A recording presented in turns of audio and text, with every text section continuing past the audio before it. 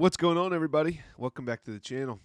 It's your boy, Octagon Jordan. And as you can see on my screen currently, we are here to discuss UFC 312 in Sydney, Australia, headlined by our Lord and Savior, Dricus Du Plessis, against the piece of shit, Sean Strickland. Now, I was unsure about how this card would look. You know, they've been announcing random bullshit-ass fights. Anshan Jubilee, Wang Kong, Kevin Jousset, you know, to a few names, Rong Zhu. And these started coming out one at a time on social media. And I just kind of assumed, hey, you know, early prelims are coming out. We always need a couple warm-up fights, a couple bathroom breaks to get going. They're going to announce some heat here soon. They're going to announce a Tai Tuivasa matchup. They're going to announce Alexander Volkanovski's return. They're going to announce a Robert Whittaker. They're going to announce whoever else they have that's Australian that is a big name and an exciting fighter. And yet, here we are. This absolute disgrace just got released by Big Marcel himself. We all know Big Marcel. The guy don't miss. Okay? And now this is the current lineup per ESPN as it stands right now, and I couldn't believe my fucking eyeballs. If you guys haven't seen it yet, prepare to throw up all over the floor. Now, these fights, not only are they absolutely terrible, not only are they meaningless, but also the bout order here is completely off. So I hope they rearrange this and reorganize the bout order and add a couple fights as well. Because this is on par with UFC 297, UFC 301. You know, those are the worst pay-per-views I can come up with off the top of my head as it stands right now. You know, UFC, what was it? 287, I think. Amanda Nunes, Irene Aldana was the main event. That card sucked. UFC 288, Aljo Cejudo with Crone Gracie on the main card. That card fucking sucked. I was there live in attendance. But this may take the cake. And when I say I might not watch, I might not watch. I swear. I might go out drinking. I might go to a bar. Bet on some NBA. Who the fuck knows and who cares? I'm definitely going to watch my boy Dricus Du Plessis against Sean Strickland, even though Sean Strickland's one of the most boring fighters on the roster. Dricus always has an exciting fight, always comes for the kill, always comes ready to die on his shield every single freaking time. So I always tune into Dricus fights. Sean Strickland, take it or leave it, I could do without, but I'm amped up for the main event. It's a rematch. The first one was very controversial. It was back and forth. It was very even, very competitive. So I'm excited to see what happens there. Co-main event, okay. Zhang Weili and Tatiana Suarez. Tatiana Suarez finally gets her long-awaited title shot, but she can't stay healthy. Yeah, am I excited for this fight? Absolutely. It's a great stylistic matchup. Reminds me of a female Merab versus Umar. Two grapplers, two wrestlers, two specimens, two girls that are very strong, always kind of dominate their opponents. You know, obviously at the top of this weight class, and have been on a collision course for years now. So why hasn't this happened sooner? Well, Tatiana Suarez can't stay healthy for more than 2 fights in a row. So not only do we not know really what to expect, Zhang Weili's been out since UFC 300. Tatiana Suarez has been out for a hot minute. We don't know how she's going to look. Even if Tatiana Suarez pulls it off, which wouldn't even be a huge upset, I doubt she's a major underdog, probably plus 150 range.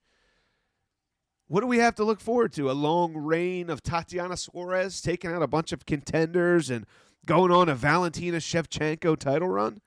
I mean, the chick can't stay fucking healthy. Yeah, it'll be a semi-exciting fight, I'm sure. There might even be a finish in the fight. But at the end of the day, what does it really mean if Tatiana Suarez has to vacate the belt in 6 months? Okay, decently exciting. All right. You had me with these front two. And I was like, you know what? They're going to add a feature fight, a crazy good feature fight, a banger opening, a sick opener. And this is what we fucking have. This is the feature fight. Justin Tafa versus Teixeira. Teixeira! They don't even have a first name for this idiot. They didn't even bother putting his whole fucking name. Well, I guess Big Marcel. And a lot of these guys don't have their full name. Crute, Pilato, Du Plessis, Strickland. I just noticed that. But still, we have Justin Tafa's full name. Teixeira. Is that Mark Teixeira? Famous MLB player, Hall of Fame MLB star? Did he grow a beard and change ethnicities? And now he's coming to Sydney, Australia to whip some ass? I mean, this guy's a Dana White Contender Series bitch. He has a black and white fucking photo, and he's going up against one-dimensional, fat ass himself, Justin Tafa, who has 0 wrestling, 0 grappling, and 0 volume, and 0 stamina. This fight means absolutely fuck all for the heavyweight division. Means nothing. I highly doubt both these guys will even come here healthy. One's going to roll their ankle in open workouts or some dumb shit. And this is a feature fight. If this was a fight night card, Mackenzie Dern, Amanda Hebos 2, I wouldn't even want this fight on the main card. I would want it middle of the prelims on a Apex fight night card. And it's a feature fight. Insanity. Jimmy Crute against Rodolfo Bellato. Rodolfo Bellato went to absolute war with Ior Potieria in his last fight. War. Nearly lost 6 different times.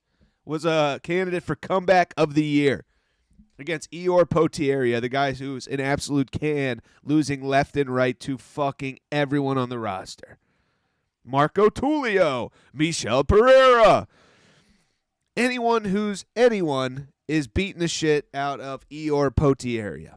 Cesar Almeida, here you go. Here's Ior Potieria. Have a blast. Have some fun. Now we're getting Rodolfo Bellato on the main card of a pay-per-view against Jimmy Crute. I thought Jimmy Crute fucking retired. Did he not retire? Did he not retire? Where the fuck has Jimmy Crute been? I haven't seen Jimmy Crute's ass since he had the double fights with Alonzo Menafield. Had a draw, got his ass kicked, then came back and got murdered by Alonzo Menafield, got stopped. Got his ass whooped twice by Alonzo Menafield. Got absolutely starch KO'd by Jamal Hill. Lost to Anthony fucking Smith. When's the last time Jimmy Crute has had a win? I thought the guy retired. We have a retiree on a 4-fight losing streak against a UFC sophomore showing, Rodolfo Bellato, coming off Dana White Contender Series and almost getting smoked by Ior Potieria, the can. What does this mean? Look at these two blockheads. And we're supposed to pay 80 bones for this. 2 guys that were just on Dana White's Contender Series, 1 guy that's retired on a 4-fight losing streak, and 1 dude who missed weight at heavyweight and is one-dimensional. This is what we're paying 80 bones for. 80 bones! And Sydney, Australia's jonesing for some violence. Last time they got Volkanovski, Makhachev. They got Yair, Josh Emmett. Now they're getting Crute Bellato and Tafa Teixeira and Zhang Wei Li against Tatiana Suarez coming off the couch. Jake Matthews against Francisco Prado. Okay, decent fight.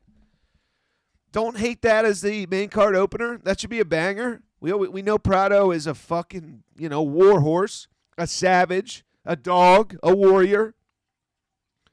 Puts his heart out there, dies on a shield, live by the sword, die by the sword type of fighter.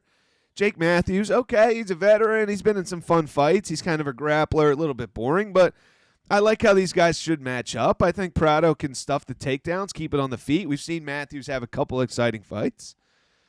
I don't hate this fight as a main card opener. It's decent.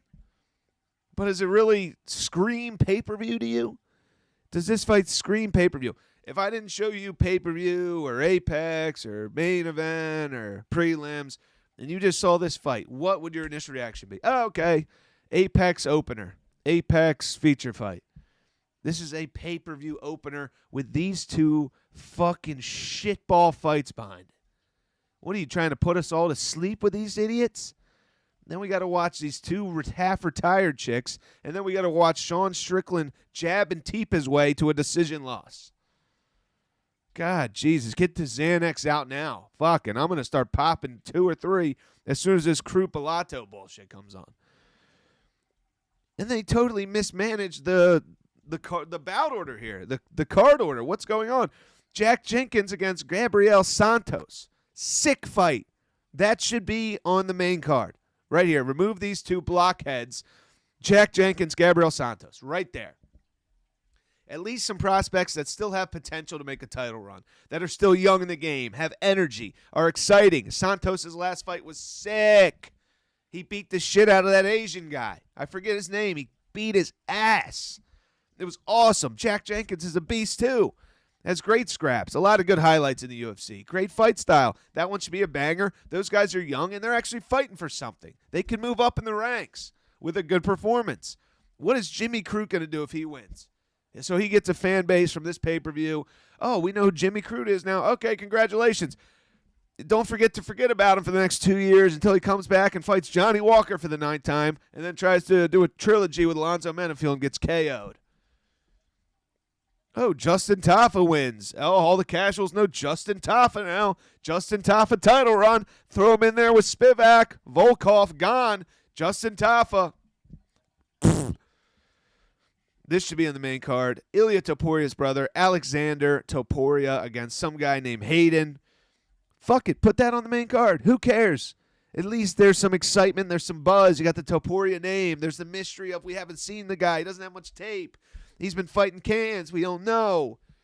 At least there's a storyline. There's a little buzz. What is the storyline here? What's the storyline? What's the storyline here? I don't even know who this guy is, Teixeira.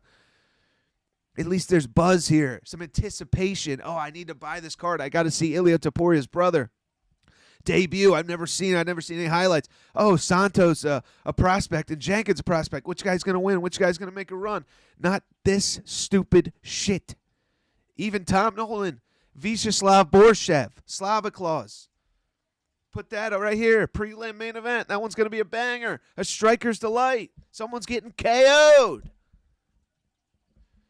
And then the rest of the card. Who the fuck are these guys? Park and Tuma Debrele? Who the fuck are you? Are you going to do fuck all in the flyweight division? No.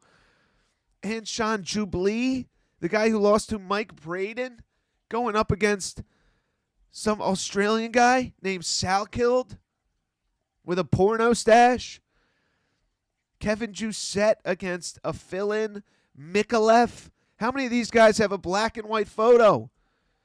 UFC debutantes. Road to the UFC clowns. Another Dana White's Contender Series clown. Another one. Another one. A retiree. A veteran who's done nothing. A fat guy, one-dimensional. Wang Kong, the girl who just got viciously KO'd and lost all of her aura. And then Rong Zhu against Cody Steele.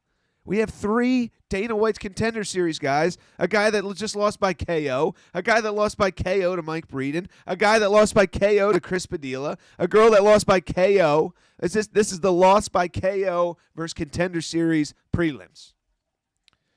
This is the no names, actually decent fights that we're going to bury on the prelims. Here is the blockhead, retiree, no name, no one gives a fuck about fights. And then we got, Mr. Boring himself, the king of the land, Dricus, and then 2 half-retired female wrestlers. I mean, what's going on here? I know it's not completely done. Obviously, they got to add another 1 or 2 fights here. We need something here. I'm really questioning, Mesh Stream East here. I have never done that for a UFC pay-per-view. I'm always scared of the buffering. But this is just I can't fathom paying $80 for Jimmy Crute, for Sean Teeps and Jab Strickland, for half-retired Tatiana Suarez, for Teixeira Black and White Dana White, veteran Jake Matthews, who I've seen against Semmelsberger and that other guy Andre Fialio, and a bunch of boring, non-impactful, meaningless fights.